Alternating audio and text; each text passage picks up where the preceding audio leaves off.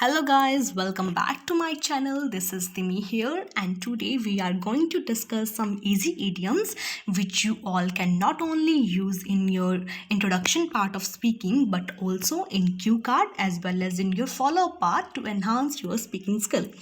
Here I am going to discuss some idioms with their meaning as well as with their examples so that you can understand them easily. So let's start. हम शुरू करते हैं हमारे पहले idiom से जो कि है एन एब्जेक्ट लेसन और इसका मीनिंग है अ वार्निंग टू समवन। जब भी हम कोई गलती करते हैं, कोई इंसान कुछ गलती करता है, उसके बदले में उसे एक वार्निंग मिलती है कि आगे से भाई तूने इस गलती को रिपीट नहीं करना, तो तब हम इस इडियम को यूज़ करते हैं an object lesson. For example, the teacher gave me an object lesson when I misbehaved in the class. जब मैंने क्लास में बदतमीज़ी की तो मेरे टीचर ने मुझे वार्निंग दी। The teacher gave me an object lesson. हमारा नेक्स्ट इडियम है एसिड टेस्ट। बहुत ही अच्छा इडियम है। इसका मीनिंग है something that proves the quality of a thing that whether it is good और बैड। कोई भी चीज़ जो किसी चीज़ की क्वालिटी को प्रूव करती है कि वो अच्छी है या बुरी है, उसको हम बोलते हैं एसिड टेस्ट। इस इडियम को मैंने पहले भी अपने क्यू कार्ड में यूज़ किया है पिछली वीडियो के अंदर, जिसमें मैंने बोला था कि शॉपिंग करने से पहले मैं एसिड टेस्ट करना पसंद करती हूँ। तो एग्जाम्पल भी मैंने उसी बेसिस पर लिया है। One must do acid test of the products before buying them. हर इंसान को शॉपिंग करने से पहले, कुछ खरीदने से पहले प्रोडक्ट की परख कर लेनी चाहिए। अब आपसे इंट्रोडक्शन में कोई शॉपिंग से रिलेटेड क्वेश्चन पूछता है कि क्या आप फ्रिक्वेंटली शॉपिंग पर जाते हो, आपको ऑनलाइन शॉपिंग पसंद है या ऑफलाइन शॉपिंग पसंद है, या ऐसा कुछ भी जहाँ पे आप परख करने की बात करो, तो आप इसको यूज़ कर सकते हो इडियम को बहुत ही अच्छे तरीके से, एफिशिएंटली, और अपनी स्पीकिंग स्किल को एनहांस कर सकते हो। हमारा नेक्स्ट इडियम है अक्रॉस द बोर्ड, जिसका मीनिंग है इम्प्लाइज टू एवरीवन और अफेक्टिंग एवरीवन। कोई भी चीज़ जो हर एक इंसान पे लागू होती है या फिर हर जगह पर उसका असर है, अफेक्ट करती है एक पर्टिकुलर सेक्टर पे या हर जगह पर। अब ये बहुत ही अच्छा आइडियम है जो कि आप यूज़ कर सकते हो अपनी स्पीकिंग के अंदर। एग्जाम्पल के तौर पे, now a days corruption has spread across the board in modern society. आजकल करप्शन जो है मॉडर्न सोसाइटी के अंदर हर जगह पर फैला हुआ है।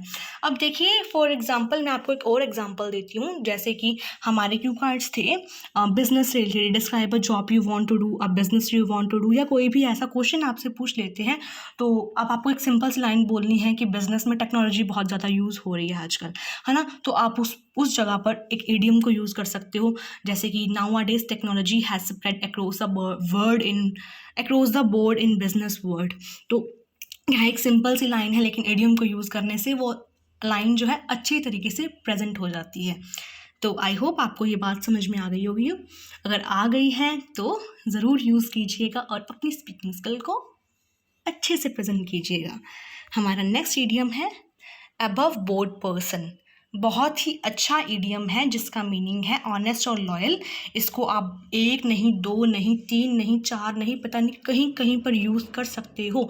जब भी किसी इंसान की तारीफ़ में आपको बात करनी हो तो ये जो इडियम है आप यूज़ कर सकते हो। जैसे कि आपके क्यू कार्ड्स थे, describe an open person, an honest person, the person you like the most. इन जगह पर आप किसी भी इंसान की तारीफ़ करने के लिए इन इडियम्स को यूज़ कर सकते हो। किसी भी क्वेश्चन के अंदर आपको किसी इंसान की तारीफ़ करनी है या फिर बताना हो कि किसी इंसान के अंदर कैसी क्वालिटी होनी चाहिए, तो आप इस इडियम को यूज़ कर सकते हो। For example, as my father is really an above board person, he always gains respect from the society. क्योंकि मेरे पापा जो हैं वो बहुत ही ऑनेस्ट और लॉयल हैं, तो उन्हें सोसाइटी से हमेशा रिस्पेक्ट ही मिलती रही है। हमारा नेक्स्ट इडियम है ऐड फ्यूल टू फायर। बहुत ही ज़्यादा पॉपुलर इडियम है हिंदी में, पंजाबी में। आग में घी डालना, to intensify the bad situation, बुरी सिचुएशन को और ज़्यादा बुरा करना। For example, while Ram and his brother were arguing, their friend Rajesh added fuel to fire instead of solving their problem. जब राम और उसका भाई झगड़ रहे थे, आर्ग्यू कर रहे थे, तो उनके दोस्त राजेश ने उनका मसला सुलझाने की बजाय आग में घी डालने का काम किया। तो इस क्यू कार्ड को आप, इस इडियम को आप कहीं क्यू कार्ड में या फिर अपनी स्पीकिंग के क्वेश्चन पार्ट में यूज़ कर सकते हैं। हमारा नेक्स्ट इडियम है action speak louder than words. हमारी जो करनी है वो कथनी से कहीं ज़्यादा बोलती है। तो इस what we actually people do is more important than what they say. जो हम बोलते हैं उससे ज़्यादा इम्पॉर्टेंट वो है जो हम करते हैं। We should always do good deeds rather than explaining our goodness because action always speak louder than words. हमें अपने अच्छाई को बयान करने, अपनी ज़ुबानी बयान करने की बजाय अच्छे कामों पर ध्यान देना चाहिए, क्योंकि action always speak louder than words. I hope आपको ईडियम समझ में आ गया होगा। हमारा जो नेक्स्ट ईडियम है वो है ऑल द रेज, जिसका मीनिंग है वेरी पॉपुलर एंड फैशनेबल। कोई भी चीज़ जो आजकल बहुत ज़्यादा ट्रेंडिंग में है, बहुत फैशनेबल है, कॉमनली यूज़ हो रही है, उसको आपने एक्सप्लेन करना हो तो आप बोल सकते हो all the rage. For example smartphones are all the rage nowadays. आजकल स्मार्टफोन्स जो हैं बहुत पॉपुलर हैं, हर कोई इंसान यूज़ कर रहा है। अब इस ईडियम को आप, अगर आपसे कोई क्वेश्चन पूछता है what kind of clothes do you prefer to wear, आप बोल सकते हो I usually wear jeans in my daily life as jeans are all the rage nowadays, laptops are all the rage nowadays. इस तरीके से किसी भी चीज़ की पॉपुलैरिटी को एक्सप्लेन करने के लिए आप इसको यूज़ कर सकते हो। हमारा नेक्स्ट है as neat as new pen, very tidy and clean, बहुत ज़्यादा साफ़ सुथरा। एग्जाम्पल के तौर पे I always keep my room as neat as new pen, मैं हमेशा से ही अपने कमरे को बहुत ज़्यादा साफ रखती हूँ। आपके इंट्रोडक्शन पार्ट में क्वेश्चंस हैं, how do you maintain your room, I always keep my room as neat as new pin. उसके अलावा आप क्यू कार्ड में भी यूज़ कर सकते हो, जैसे कि शेयरिंग के अंदर आपने क्या शेयर किया है ना, तो अगर आप उसमें रूम की बात कर रहे हो तो आप बोल सकते हो। अगर आप अपने बैग की बात कर रहे हो या फिर अपने किसी भी चीज़ की बात कर रहे हो जिसको आप बहुत ज़्यादा साफ़ सुथरा रखना पसंद करते हो, तो आप बोल सकते हो as neat as new pen. हमारी जो नेक्स्ट इडियम है वो है always a bridesmaid never a bride. ये आज का लास्ट इडियम है, जिसका मीनिंग है getting close to the ambition but never be able to achieve it.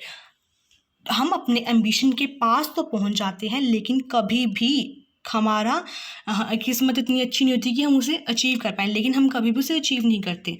दुल्हन के पास उसकी सहेली बन के खड़े हो जाते हैं, लेकिन दुल्हन कभी नहीं बन पाते। ठीक है, इसका एग्जाम्पल है due to lack of honest efforts a person always remains a bridesmaid never a bride. क्योंकि एक इंसान के अंदर ऑनेस्ट एफर्ट्स की कमी होती है, वो अपने एम्बिशन के पास तो पहुंच जाता है लेकिन अपने एम्बिशन को पूरा नहीं कर पाता। फॉर एग्जाम्पल, आपसे फॉलोअप के अंदर किसी ने क्वेश्चन पूछ लिया, why do you think a person fails to achieve his goals और ऑब्जेक्टिव्स, तब आप इसको आंसर के तौर पे यूज़ कर सकते हो। Well, I believe that due to the lack of honest efforts to achieve the goals a person always remains a bridesmaid never a bride. तो इस तरीके से आपकी जो लाइन है, आपका जो आंसर है, वो बहुत ही अच्छे तरीके से प्रेजेंट हो सकता है। ये इडियम्स आप अपने स्पीकिंग के अंदर अच्छे से यूज़ कर सकते हैं। अगर आपको ये इडियम्स पसंद आए हों तो इनको ज़रूर यूज़ करिएगा आप, और मेरी वीडियो को लाइक कीजिए, मेरे चैनल को सब्सक्राइब करके मुझे सपोर्ट कीजिए और इस वीडियो को आगे से आगे और शेयर भी कीजिए। Thank you so much.